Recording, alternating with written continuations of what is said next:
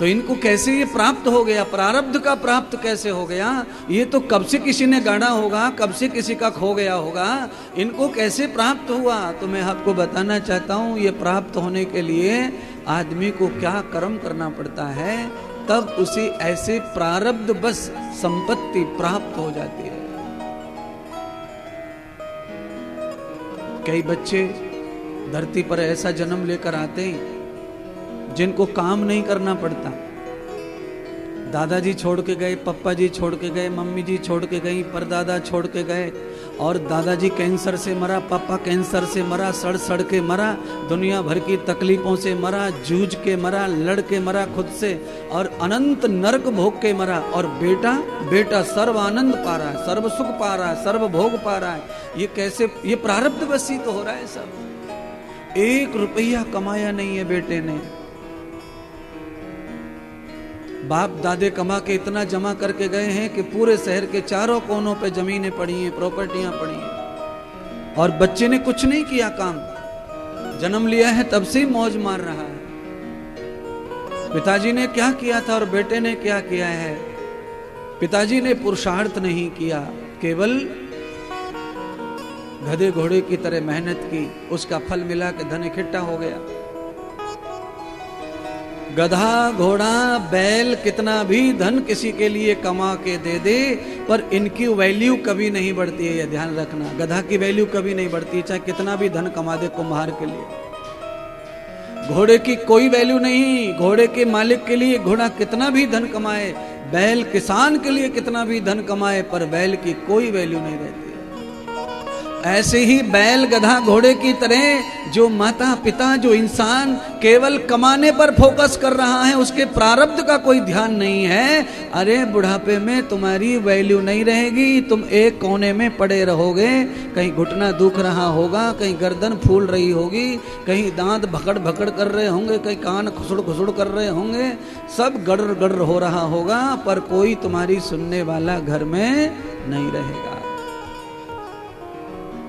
बैल बूढ़ा हो जाए तो चारा भी कोई डालता नहीं है, गधा बूढ़ा हो जाए तो कोई फिर उसे घास भी डालता नहीं है, घोड़ा बूढ़ा हो जाए तो फिर उसे कोई दाना चना कोई घी पिलाता नहीं है। ऐसे ही गधा घोड़े की तरह कमा कमा के बूढ़े हो जाओगे तो हाल तुम्हारा भी कुछ ऐसा ही होगा। केवल कथा में तुम्हें डराने के लिए नहीं कहते हम आपको कहते हैं अपने पड़ोसी को देख लो ना, इंद्रदेव की बातें समझ में आ जाएंगी। पड़ोसी के घर में क्या चल रहा है, उसने तो इतना कमाया। एक नहीं महाराज, कितने भी कमाओ, कितना भी, जितना चाहे उतना कमाओ,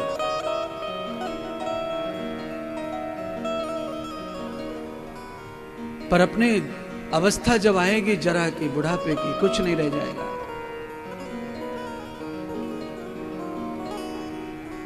क्या होगा हाल अपना और आपका?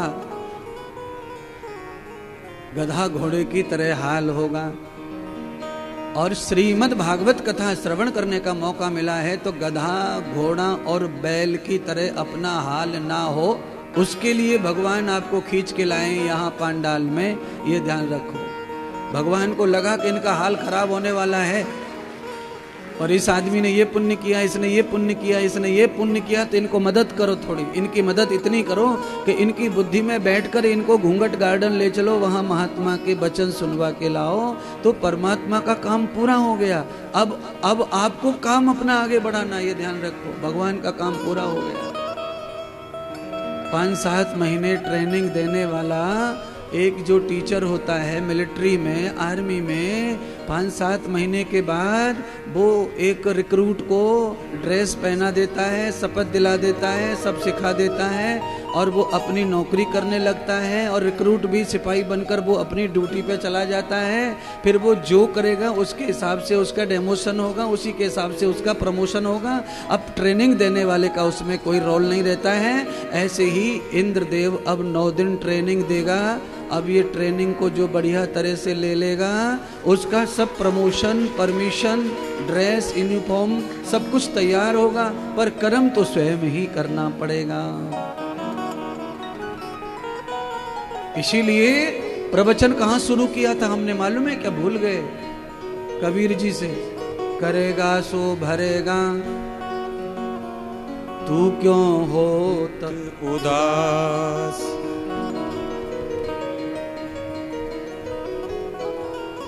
आज कैसा है ये पगड़ी? सुबह अच्छी लग रही थी, लोगों ने कान में बोला ना, इसलिए मैंने पहन लिया उसको।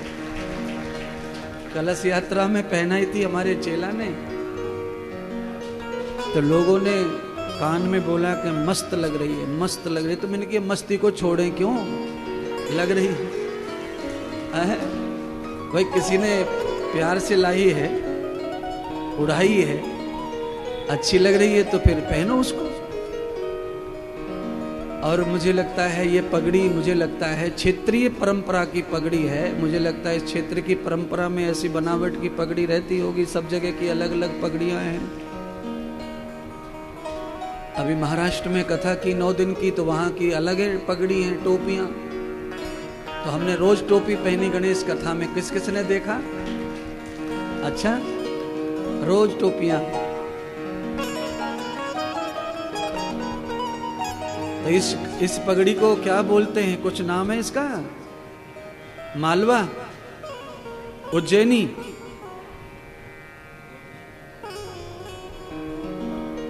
कोई बात नहीं है, समझने वाले समझ गए होंगे, हमको क्या करना है।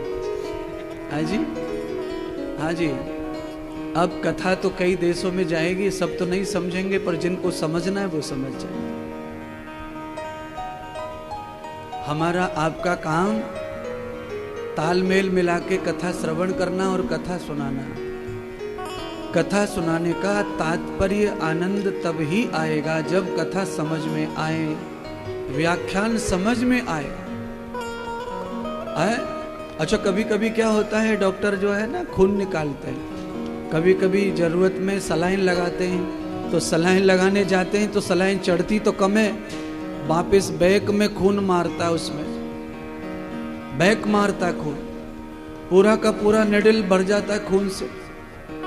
सलाइन तो जाती नहीं, खून प्रेशर से आकर सलाइन कोई दवा डालता है। तो कभी कभी कथा भी इस तरह बैक हो जाती है वक्ता के पास, श्रोता के पास में कथा जाती है। श्रोता का स्टैंडर्ड जब वक्ता से हैवी होता है तो कथा बैक आती व्यासपीठ की तरफ, फिर वो हृदय में नहीं उतरती है। इसीलिए वक्ता हमेशा सवा शेर होना चाहिए और श्रोता शेर होना चाहिए, गीदड़ श्रोता भी नहीं चाहिए। शेर और सवा शेर। वक्ता हमेशा श्रोता से थोड़ा बड़ा होना चाहिए, थोड़ा योग्य होना चाहिए, कुशल होना चाहिए, थोड़ा विद्वान होना चाहिए, थोड़ा भजनानंदी तपस्वी होना चाहिए। आप जितने हैं आपसे थोड़ा 21 होना चाहिए, कम से कम वक्ता। क्या होगा उससे? सुनिए क्या होगा उससे। आपके बाथरूम में पानी बाल्टी में भरना है, नल से तो पंप नहीं चलाना पड़ता, नल खोलना पड़ता है, पानी स्वयं बिना ही टेंशन के बाल्टी में आ जाता है। पर वही पानी जब टंकी में चढ़ाना पड़ता है तो फिर अपने आप जाना कठिन है। या तो पंप चाहिए और या तो फिर पानी पहले से टंकी में भरा हो। हमारी छत की टंकी से बड़ी ऊंची टंकी होनी चाहिए नगर पालिका की, तो उसका प्रेशर ऊंचा होगा तो हमारे घर में पानी स्वयं चढ़ जाएगा, या पंप करना पड़ेगा। पर श्रीमद् भागवत की जो धारा है ज्ञान गंगा की, ये ऐसे समझो जैसे टंकी की हाइट ज्यादा हो और बंगले की हाइट कम हो, पानी छोड़ते से ही अपने आप ही फिलो से अपने घर में चढ़ जाए। ऐसे ही कथा इतनी स्टैंडर्ड होनी चाहिए कि आपकी खोपड़ी में घुसेड़नी ना पड़े, अपने आप ही घुसड़ जाए, अपने आप प्रवेश हो जाए। कई चीजें जबरदस्ती डालनी पड़ती है, जबरदस्ती। कई चीज बिना डाले प्रेम से ही समर्पित हो जाती है। इसीलिए वक्ता और श्रोता का भी स्टैंडर्ड अच्छा होना चाहिए। अगर वक्ता का स्टैंडर्ड अच्छा नहीं है तो श्रोता का भी फिर स्टैंडर्ड डाउन होता चला जाता है, फिर कुछ सीखने के लिए कुछ नहीं है। मान लीजिए वक्ता को कोई अच्छी बात बतानी है और अच्छी बात बताने के लिए फिर वो यहाँ व्यासपीठ पर बैठ के दुकान खोलना शुरू कर दे, यानी वो किताब खोले, फिर पन्ना खोले, फिर लेसन खोले, जो कमरे में तैयारी करके आया वो पन्ना खोले, उस श्लोक को निकाले जो रट के आया, तब तक तो यहाँ 5 मिनट निकल जाएंगे, तब तक तो वक्ता का कान ध्यान इधर से उधर चला जाएगा। तो यहाँ कुल मिलाकर यह है कि वक्ता का जो स्टैंडर्ड है वो कहीं लूज हो रहा है। श्रोता तो स्टैंडर्ड लेके ही आता है, भाव लेकर आता है, पर वक्ता का जो स्टैंडर्ड है वो अनुकूल श्रोता के जब होता है तो कथा का पहले दिन से ही प्रभाव हमें आनंद शांति देने लगता है, सुकून देने लगता है, और ऐसा लगता है कि अपन कहीं गए, टाइम दिया, समय दिया तो कुछ प्राप्त हुआ। पेड़ के नीचे अनायास बैठ करके छाया मिलेगी, ये ध्यान रखो। आप आ जाइए, आपके दोनों हाथ बांध दिए जाएं, पैर बांध दिए जाएं और आपको पेड़ के नीचे पटक दिया जाए तो आपको शीतलता तो मिलेगी, ठंडक तो मिलेगी, पर आपकी खुद की हरकतें काम नहीं कर रही हैं। तो पेड़ की छाया सूर्य की विपरीत जाती है। आपको जहां डाला था सुबह वहां छाया थी सुबह, अब सूर्य दूसरी दिशा में चला गया तो छाया दूसरी दिशा में चली जाती है। आपके ऊपर सूर्य की किरणें आई मतलब धूल, धूप। अब आपका प्रयोग होता, अगर आपके हाथ खुले होते, पैर खुले होते, चेतनता होती, समझ होती, तो आप सूर्य की छाया से बचने के लिए पेड़ के साथ साथ उसकी छाया का उपयोग दिन भर कर सकते थे। पर वो तभी संभव है जब आदमी जड़ न रहे, चेतन हो जाए, जागृत हो जाए। एक बार किसी ने पेड़ के नीचे बिठा दिया तो सदैव छाया नहीं रहती वहां। सूर्य की दिशा बदलेगी, छाया बदलेगी तो सूर्य का प्रभाव हमारे ऊपर पड़ेगा तो गर्मी लगेगी। वही टेंशन, जिस टेंशन की वजह से पेड़ की छाया के नीचे आए थे, 1 घंटे में शांति गायब, आ गया धूप। और जागरूक चेतनता, कर्म करने की क्षमता, कर्म करने की शैली, कर्म करने की इच्छा अगर मुझ में है और समझ है तो मैं दिन भर पेड़ की छाया का आनंद ले सकता हूं। फिर मुझे सूर्य से मुझे कोई तकलीफ नहीं होगी, तापमान मेरे शरीर का नहीं बढ़ेगा, क्योंकि मुझे जो चेतनता दी महात्मा ने, गुरुजी ने, कथा ने, उसकी वजह से मुझे आता है कि मुझे छाया के संग संग चलना चाहिए। छाया अपनी गति नहीं करती, छाया सूर्य के कारण गति करती है। तो मुझे भी सूर्य को समझना है, पेड़ की छाया को समझना है, तो फिर मुझे उसके साथ साथ चलना है। कहने का तात्पर्य है कि आदमी जब पारमार्थिक जीवन के संग संग चलता है तो उसकी शीतलता, शांति कभी भंग नहीं होती है। इसीलिए आप खूब तो कमाओ, खूब धनवान कहलाओ, आपके पास महंगी गाड़ी, महंगा बंगला, 2-4 प्लॉट, 10-20 नौकर, ये सबके पास हो, आप कितने भी यशस्वी हो, धनवान हो, बलवान हो, यशवान हो, नामवान हो, पर पारमार्थिक अगर जीवन नहीं है तो वो छाया जो सूर्य वाली है वो आपके ऊपर पड़ेगी और पेड़ की छाया नहीं रहेगी, आपकी शीतलता चली जाएगी। इसीलिए परमार्थ बहुत आवश्यक है। रेडीमेड पुण्य तो मिल जाएगा, कोई अनुष्ठान करके मानो आपको शांति किसी ने दे दी, आपकी शांति कर दी राहु केतु शनि की, आपकी शांति कर दी काल सर्प की, आपकी शांति कर दी पितर की, ये सब हो गया। पर ये हाथ पैर बांधकर पेड़ के नीचे रख दिया, शांति मिलेगी, थोड़ी देर मिलेगी, थोड़े दिन मिलेगी, उसके बाद अगर आप जागरूक नहीं हुए तो वो शांति फिर खत्म हो जाएगी, फिर जीवन में अशांति आ जाएगी। फिर कहाँ से पूजा बार बार, कैसे अनुष्ठान बार बार, फिर ये मौके बार बार नहीं मिलते अपने जीवन को। इसीलिए एक बार जो शांति हो गई फिर वो अशांति में ना बदले तो परमात्मा को कंटिन्यू पकड़ के संसार करो, परमात्मा को पकड़ कर संसार करो। क्या होगा लाभ उससे बताएंगे।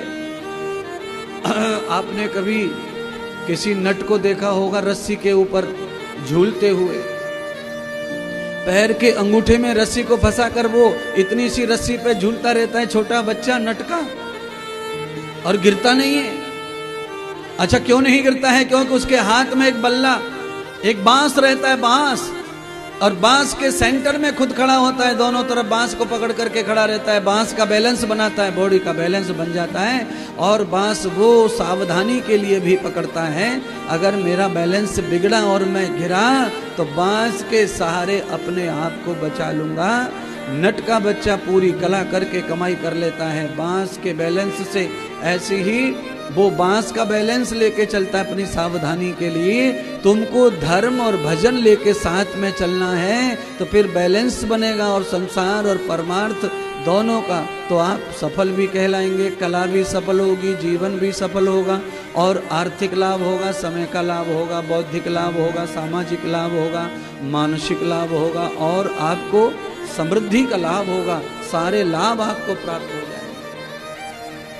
पर हाथ पे हाथ धर के बैठे रहोगे दूसरों के भरोसे तो जो लाभ हो रहा था वो भी हानि में बदल जाएगा, जो शांति मिल रही थी वो भी अशांति में बदल जाएगी।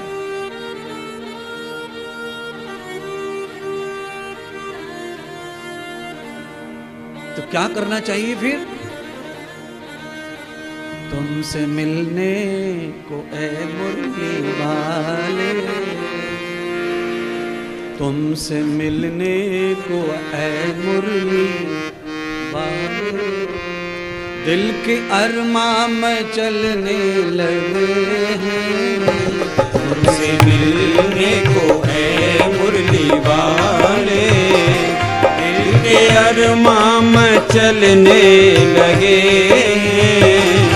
तुमसे मिलने को ऐ मुरली वाले, दिल के अरमां में चलने लगे हैं। तुमसे मिलने को ऐ मुरली वाले, दिल के अरमां में चलने लगे हैं। तुमसे मिलने को ऐ मुरली वाले।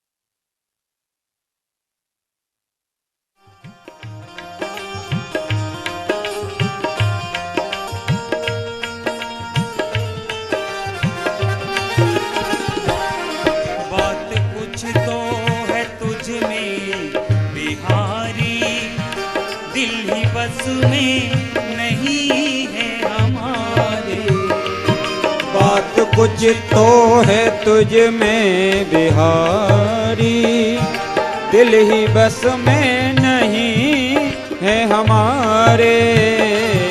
बात कुछ तो है तुझ में बिहारी, दिल ही बस में नहीं है हमारे। बात कुछ तो है तुझ में बिहारी, दिल ही बस में नहीं है हमारे।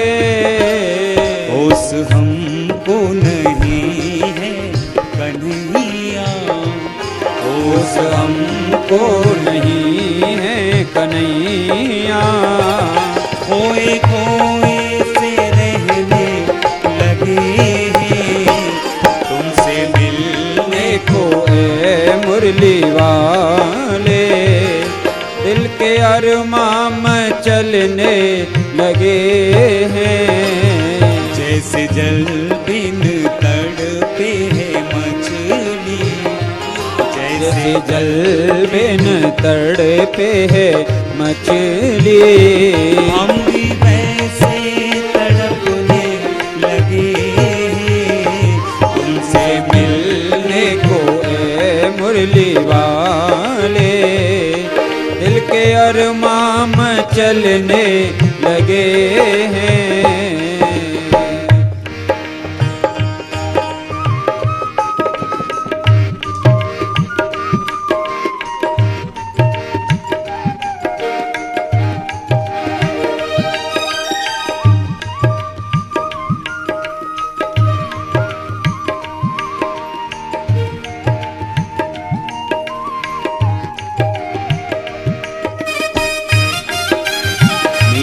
तालियों से शिवाओं करते हुए।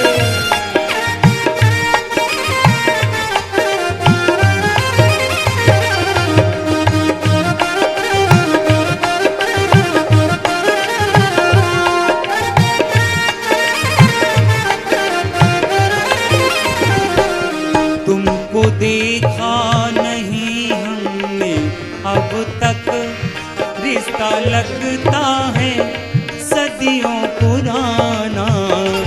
तुमको देखा नहीं हमने अब तक, रिश्ता लगता है सदियों पुराना।